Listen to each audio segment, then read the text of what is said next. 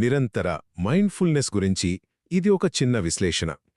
చూడండి, మైండ్ఫుల్నెస్ అంటే కళ్ళు మూసుకుని గంటల తరబడి ధ్యానం చేయడమే అనుకుంటే పొరపాటే.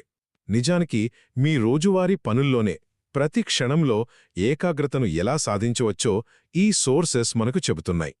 సరే, మొదటి విషయం శ్వాస సమన్వయం.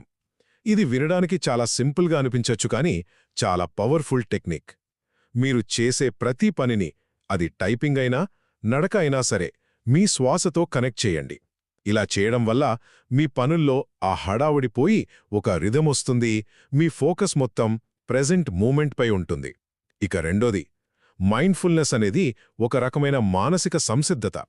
మనం దీన్ని జస్ట్ ప్రశాంతంగా ఉండటం అనుకుంటాం, కానీ కాదు. ఇది అంతకంటే చాలా ఎక్కువ. అంటే మీ మైండ్ అనవసరమైన ఆలోచనలతో నిండి ఉండదన్నమాట. అందుకే ఏదైనా సమస్య రాగానే మీరు సంకోచించకుండా వెంటనే దాన్ని పరిష్కరించడానికి సిద్ధంగా ఉంటారు. ఫైనలీ, అసలైన గోల్ ఏంటంటే దీన్ని 24 గంటల ప్రాక్టీస్గా మార్చుకోవడం.